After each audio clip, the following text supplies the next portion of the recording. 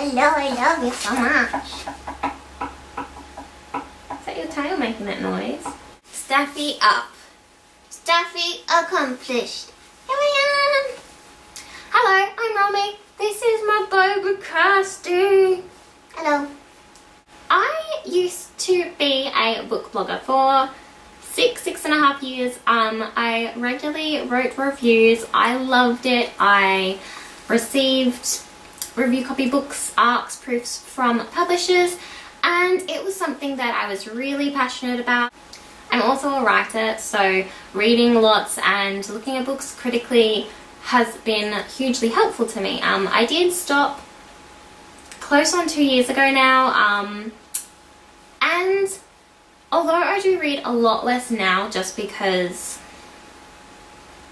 reading has not been as much a priority or something I have been capable of doing this year, I do miss finding new books and talking about books and squealing about how much I love books. So I thought it would be super fun for me to go through, oh hopefully for you as well, Casta's enjoying it already, to go through my bookshelf, and I've randomly picked off a few books that I love, maybe haven't talked about in a while, maybe haven't really talked about how much I love them at all, and I'm gonna give like under 30 seconds. Under a minute, did we say? Great, under a minute. Quickfire intense reviews, and I'm so excited. I had tea, but I drank it already, so I'm not gonna have tea. But we're gonna have a Staffy. The first book is What Is Not Yours Is Not Yours, and I so want to read this again. This was recommended to me by a friend. It is not only an incredible, beautiful, thought-provoking collection of short stories, it's also put together so gorgeously. It doesn't have a spine, it just has the stitching, and it's amazing. And I read this when I was really struggling to read anything and really struggling with myself, and it helped me feel alive, and it brought back my intrigue and my imagination and my joy for books and for reading and writing. Oh, I think I forgot the title of that last one. What Is Not Yours Is Not Yours is by Helen Oyemi, and it is amazing. The Three Loves of Persimmon by Cassandra Goals. I first read this years and years and years ago, and I was so excited when years and years and years after I finally got my own copy and I read it again, and it's amazing. It's got a talking floral cabbage and this amazing mouse paws. What's the mouse's name? What is the mouse's name? It's an amazing name.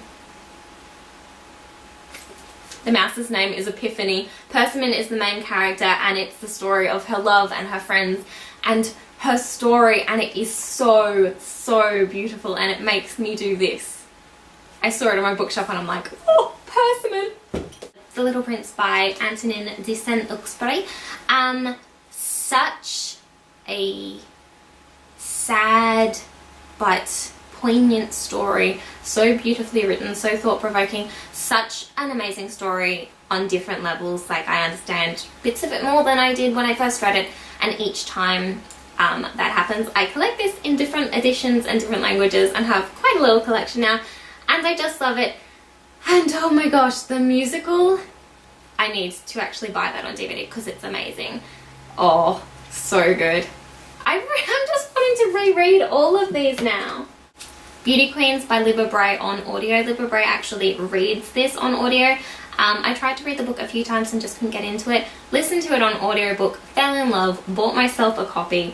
Libba Bray does the most amazing voices, or she creates such power and strength and character out of her characters, and I'm sure a certain amount of that would come through if you read it, but I just fell in love with these girls and their stories, and it's a really well crafted book, very funny, quite dark in spots, and it's this story of some beauty queens, not all of them who want to be beauty queens, who are stranded on an island and their trials to survive, and it's thrilling, absolutely thrilling. As Red as Blood by Sally Simuka. This is a... Darn, you really need to come into these knowing what they're about, Romy. It's translated from Finnish, and it's this YA crime series that is unlike anything I have ever read. The main character, Lumiki, is... she's so fantastic. She's also a queer character, so this is a really wonderful book if you're looking for more diverse reads. It's fantastic and so realistic, and Lumiki is such a human, vulnerable, hardened character, and she spoke to me. The Far-Flung Chronicles, or Adventures, from the authors of The Edge Chronicles, Paul Stewart and Chris Riddell.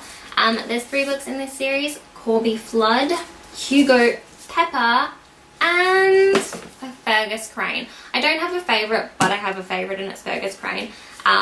Made me fall in love with Florentines has the most delicious, like my eyes are rolling, delicious description of food I have ever seen or written, read. Amazing.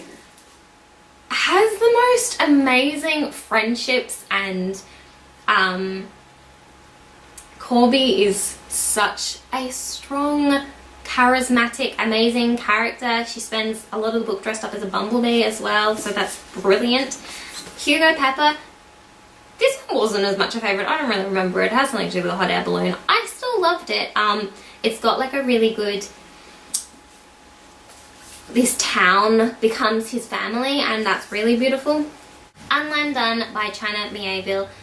This book, I have only read this once, but I still have this joy and passion for it inside of myself that I think every time I see it or think of it, it just lights up inside of me. It's such a strange book about 2 girls who find like a milk carton that's alive and becomes a pet, and they go into Unlandone, which is like the reverse London, and there's, I think, the ninja trash cans and like umbrellas that are alive, and it's so strange and magical and fantastical, and I love fantastical otherworldly books. I love when you get taken out of the world, you know, and shown what your world could be. That is just perfection for me, and it's also amazing cover. Princess Ever After. I read this online. It's by Katie O'Neill.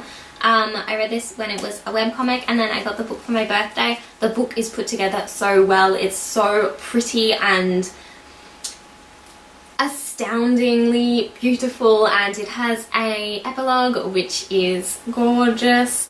This is about 2 princesses who fight against the stereotypes of what being a princess means to them and means to their families. It definitely rethinks like traditional roles, and I guess traditional gender roles, and it does such a good job at doing that whilst also creating this beautiful story between these 2 girls who are fantastic. It is also another LGBTIQ plus read. The Princess Bride by William Goldman. I'm talking so fast that I'm starting to lose my words. I just got the Funko Books for this as a belated birthday present on Friday, yesterday maybe, Thursday, I don't know, this week.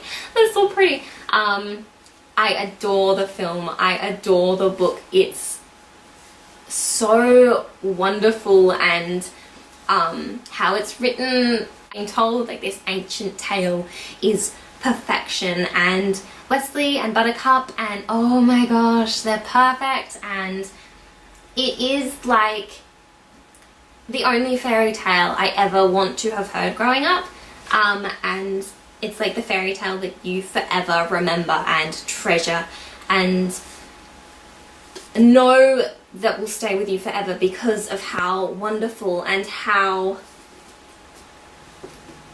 perfect it was in that moment, and in every other moment really. Dumplin', Go Big or Go Home by Julie Murphy.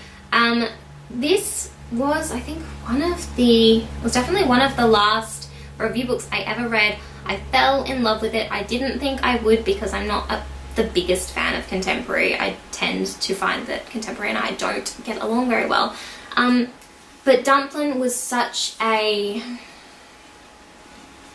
necessary story about body positivity and living when people are stigmatizing you, and just trying to grow up and live and navigate friendship and love and your body when everyone thinks they should be able to tell you how you should look or act or feel about yourself. And it does a fantastic job of doing that.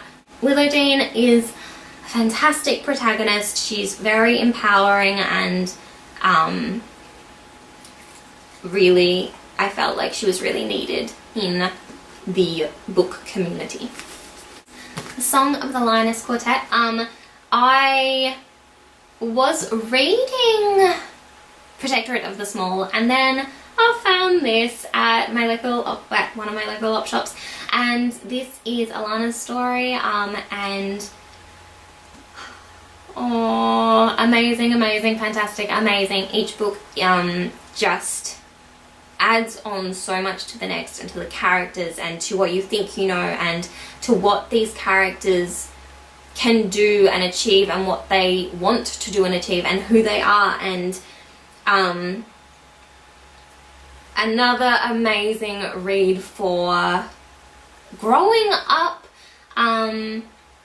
about people thinking you can't do or be a certain type of person, like you can't be a knight because you're a girl, when obviously you can. And Alana and Tamara Pierce do an amazing job of showing us how terribly wrong it is to put people into boxes because of how you think they need to be defined. Lastly, in this little quick read sesh thing, House Moving Castle by Diana Wynne Jones. I remember the moment I started reading this and I was quite confused, and it has become such a meaningful book to me. The film is my favourite Ghibli film. This book is fantastic and so different from the film. It's like they're these two stories in the same world about Hal, but they're both so different and gorgeous. And Hal is amazing, and I am 100% in love with Hal, and I'm 100% in love with Sophie, and they are such charismatic, energetic, magical, and very, I don't know what the word is, but Sophie stands up for herself and stands up to Hal, and nothing's as it seems, and that is what makes this book so incredibly amazing. I'm currently in the midst of reading the Chrestomanci series. I can't remember where I'm up to, but that is also fantastic. But the House Moving Castle series, all 3 books, oh my gosh, I just wish there was more Hal and Sophie because they are my darlings. And now I have to go put these books away, which means I might have to tidy my room. I really enjoy just sitting down and having a speed chat about some books and how much I love them. So I definitely think this might become a theme. Maybe I could compile like empowering books, or my favourite manga, or my favourite graphic novels, or my favourite LGBTIQA+ books, which would have been an amazing idea for Pride Month, so I might have to do that as a belated Pride Month idea. Casty's come, do you want to have that up? And also, it was so nice, oh no, you nearly fell off. It was also so nice to have my little baby here for the whole thing, because you've been missing the last few times I've been filming, because you've been chooching. Until next time, when I will probably be chatting about my June favourites next week, that's all from me, and that's all from K-Dog. Bye!